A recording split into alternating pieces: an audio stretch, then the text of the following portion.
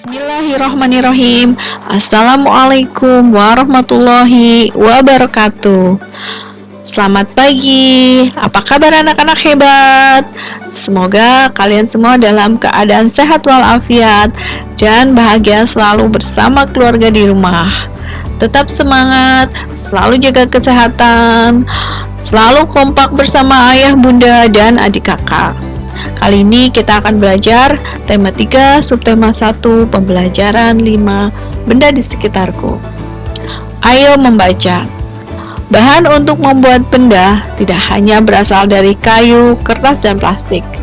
Perhatikan benda-benda yang ada di rumahmu. Benda yang kamu gunakan sehari-hari. Benda-benda tersebut memiliki sifat yang berbeda-beda. Ada yang keras, lunak, lentur, tahan terhadap air, mudah sobek, dan lain sebagainya. Adakah benda yang bukan berasal dari kayu, kertas, atau plastik? Bacalah informasi berikut ini. Yaitu 1. Benda yang terbuat dari kaca. Kaca adalah bahan bening yang tembus pandang. Sifat kaca adalah berwujud padat, kuat, tembus pandang, tahan panas, mudah dibentuk dan dipanaskan, tidak menyerap air, isolator panas dan listrik. Ada benda-benda yang terbuat dari kaca.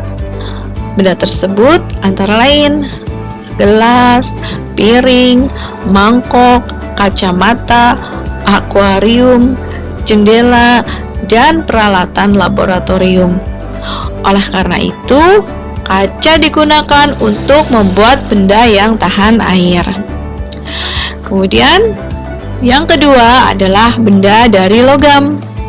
Logam adalah unsur kimia yang mempunyai sifat-sifat kuat, liat, keras, penghantar listrik dan panas, mengkilap, dan umumnya mempunyai titik didih tinggi. Coba amati benda yang ada di rumahmu. Adakah benda yang dibuat dari logam? Benda-benda tersebut antara lain ada panci, penggorengan, sendok sayur, sendok makan, kerangka mobil, dan pagar rumah. Nah, contoh benda lain yang terbuat dari logam adalah ada besi, timah putih, tembaga, emas, dan nikel. Selanjutnya, untuk benda yang ketiga adalah benda yang terbuat dari karet. Karet dihasilkan oleh pohon karet berupa getah seperti susu yang disebut lateks. Sifat-sifat karet adalah kuat, lentur atau elastis, tidak tahan api atau mudah meleleh, isolator panas, dan listrik juga tidak tembus air. Perhatikan penghapus pensil. Terbuat dari apakah penghapus itu? Ya, penghapus terbuat dari karet. Nah, benda-benda lain yang dibuat dari karet diantaranya adalah ban, balon, sandal karet, bola, dan sarung tangan. Dan juga ada bahan yang lainnya. Oke, kita lanjutkan untuk yang selanjutnya. Kamu telah mempelajari aneka bahan pembentuk benda. Setiap bahan pembentuk benda mempunyai sifat yang khas. Iya, plastik, kayu, bahkan logam seperti aluminium dapat dibuat tempat sampah. Sekarang, perhatikan tempat sampah di kelasmu. Terbuat dari apakah tempat sampah di kelasmu? Apakah jumlahnya mencukupi? Apakah anak-anak sudah mempunyai kesadaran dalam membuang sampah di tempatnya?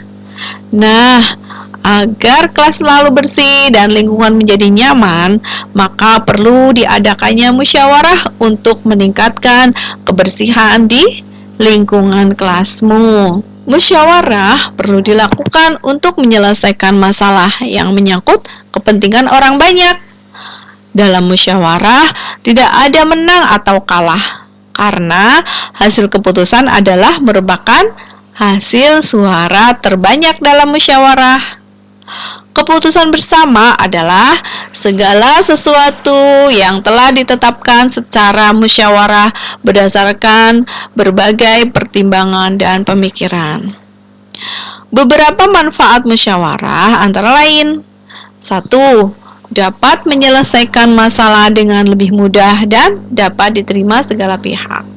2. Dapat menjalin kerukunan dan mempererat kerjasama.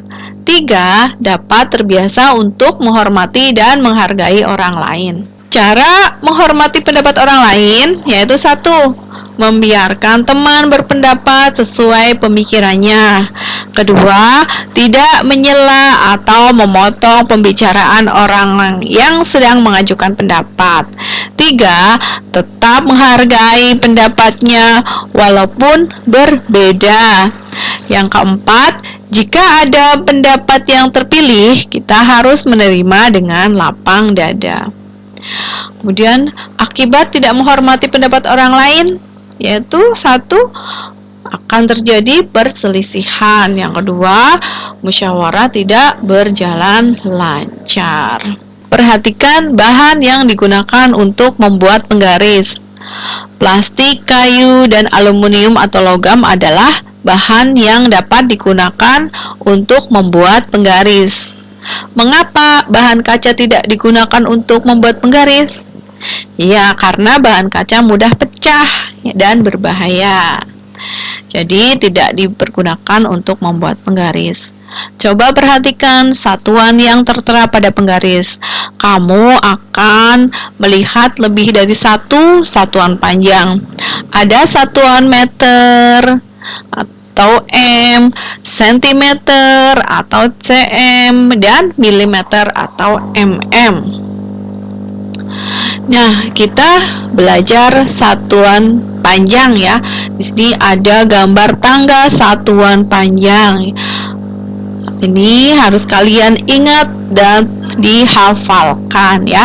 Satuan panjang yaitu ada km, kilometer, hm, hektometer, jam, dekameter, m yaitu meter, dm desimeter, cm sentimeter, dan mm itu adalah milimeter. Dalam satuan panjang ini adalah tangga satuan panjang ya. Setiap turun satu tangga itu akan dikalikan 10. Kemudian kalau naik itu akan dibagi 10 ya. Ini guru nanti akan kasih contohnya. Nah, Benny mengukur panjang pita 5 meter 30 cm. Itu 5 meter lebih dari 30 cm. Berapa panjang pita dalam satuan centimeter? Jadi, meternya dijadikan sentimeter terlebih dahulu ya. Tadi 5 meter ditambah 30 cm. Kita ubah meter menjadi sentimeter ya. Tadi meter ke senti. Berarti kita lihat meter ke senti berarti dikalikan. Berarti dikalikan berapa kalau 2? Kalau 1 10 berarti 2 100. Meter ke dm dikali 10. Turun 1 langkah lagi dikali 100. Tambah nolnya 1 ya.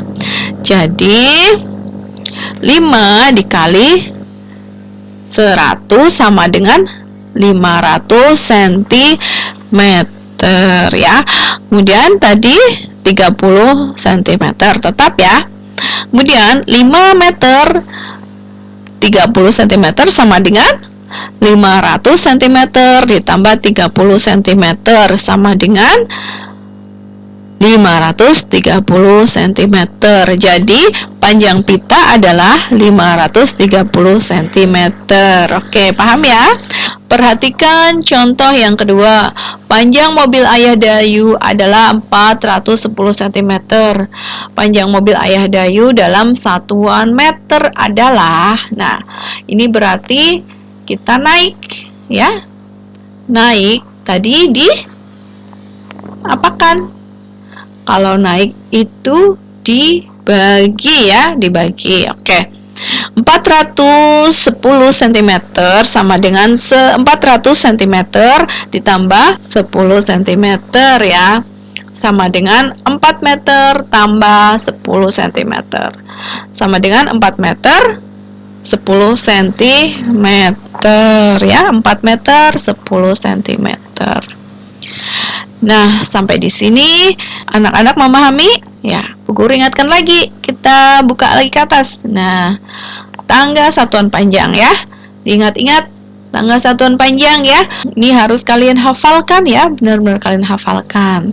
Ya, tadi kalau turun satu tangga dikali 10, turun satu lagi ditambah nolnya 1 ya, dikali 100, kemudian turun lagi dikali 1000 gitu, tambah nolnya 1.